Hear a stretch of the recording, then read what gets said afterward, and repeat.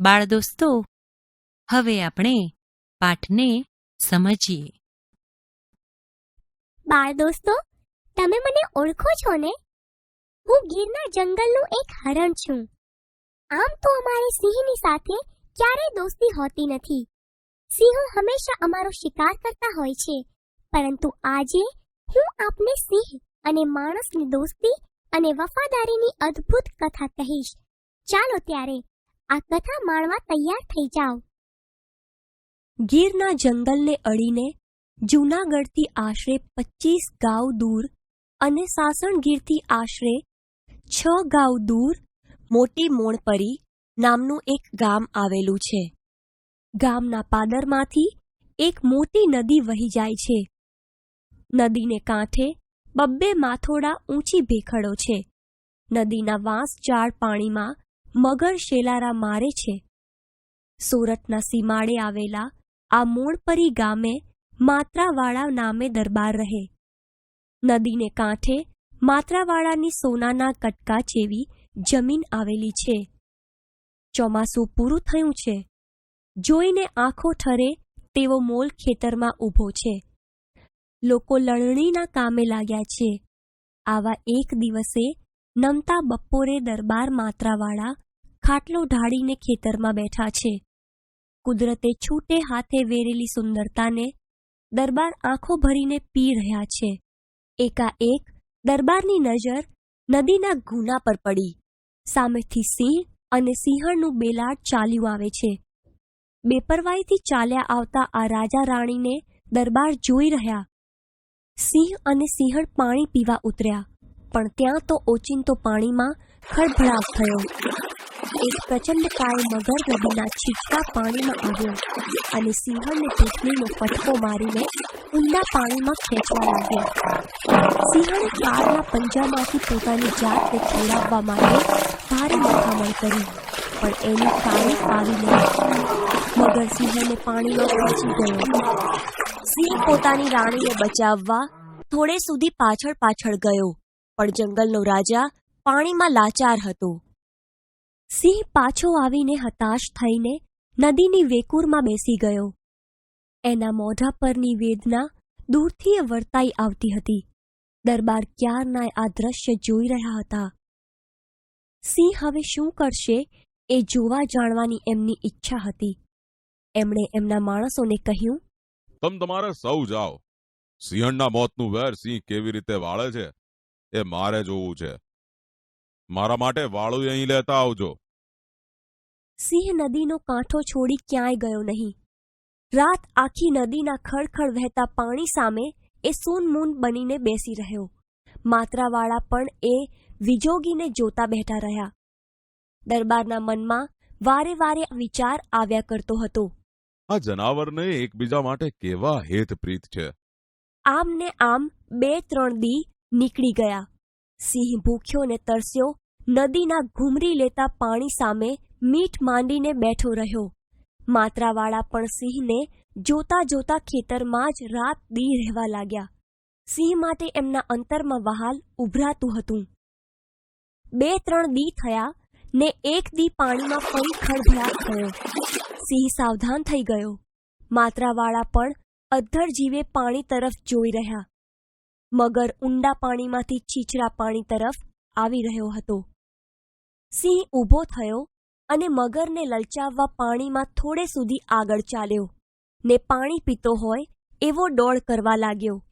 નવા શિકારની લાલચે મગર પણ વધુ ને વધુ છીછરા પાણીમાં આવવા લાગ્યો. સિંહ હુમલો કરવા માટે પૂરો સજ્જ થઈને ઊભો હતો. જેવો સિંહ મગરનો ભેગો થયો કે સિંહે પૂરી તાકાતથી હુમલો કર્યો, પણ મગરની જોડે કંઈ ઓછું ન હતું. પોતાની પૂંછડીથી સિંહને ભીડાવવા એણે પૂરતો પ્રયત્ન કર્યો. 2 બળવાન જીવો જાનની બાજી લગાવીને લડી રહ્યા હતા.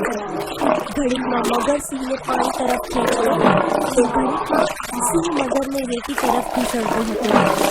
ગામના લોકો પણ ખબર પડતા વેત રૂવાડા બેઠા કરી દેતું આ દ્રશ્ય જોવા સીમમાં દોડી આવ્યા હતા. દરબારના ખાટલાની આસપાસ ગોઠવાઈને સૌ અધ્ધર શ્વાસે સિંહ અને મગરનું યુદ્ધ જોતા હતા. આશરે 1 કલાક સુધી આજીવ સખચકનો જંગ ખેલાયો. આખરે સિંહ જીત્યો. મગરને મારીને એણે સિંહણના મોતનો બદલો લીધો, પણ આખા શરીરે એ લોહી લુહાણ થઈ ગયો હતો. પાણીની બહાર નીકળ્યો કે તરત જ એ ઢગલો થઈને ઢળી પડ્યો. દરબાર માત્રાવાળા શૂરવીર હતા. પશુઓ પ્રત્યે એમને અપાર પ્રેમ હતો. આ બહાદુર અને પ્રેમાળ જાનવર માટે એમના દિલમાં માયા બંધાઈ ગઈ હતી. સિંહને આમ ઢળી પડતો જોઈ એમનું હૃદય દ્રવી ઉઠ્યું. જ્યાં સિંહ પડ્યો હતો ત્યાં જવા એ ઊભા થયા. ગામ લોકોએ એમને વાર્યા, પણ દરબારે કોઈનું કહેવું માન્યું નહીં. નદીની ઊંચી ઊંચી ભેખડો ઉતરીને એ સિંહ પાસે પહોંચ્યા. ત્યાં જઈને એમણે સિંહના જખમ સાફ કર્યા.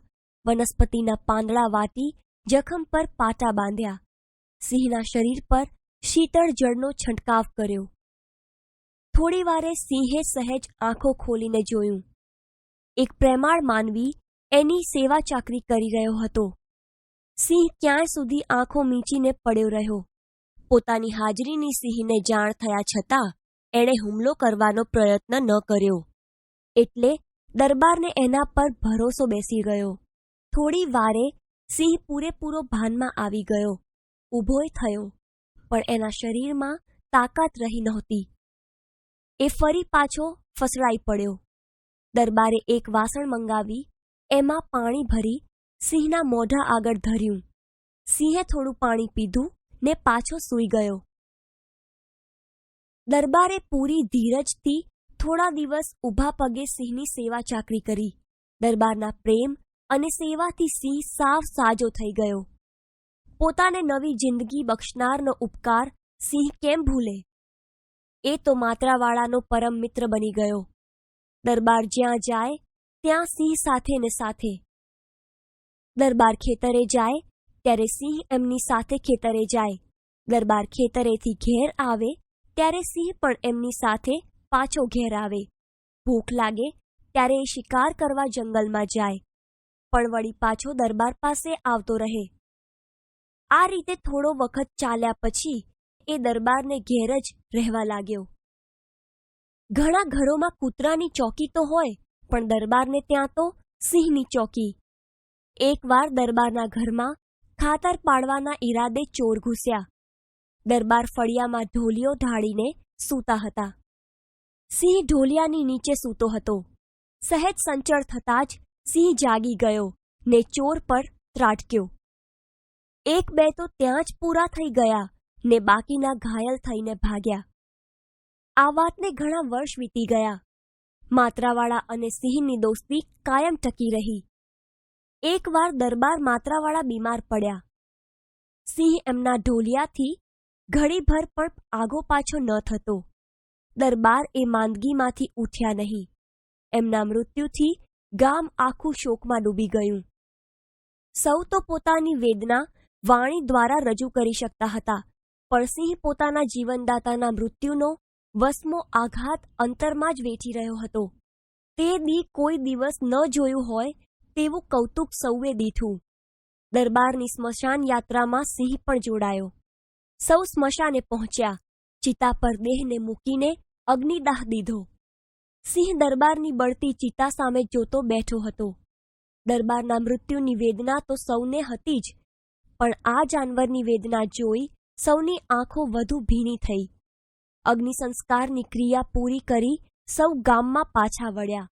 સિંહ જંગલ તરફ ચાલતો થયો. હવે ગામમાં જવાની એને કોઈ જરૂર નહોતી. જેને માટે એ ગામમાં રહેતો હતો તે હવે ત્યાં નહોતા. આ સિંહનું પછી શું થયું એની કોઈને કશી ખબર નથી.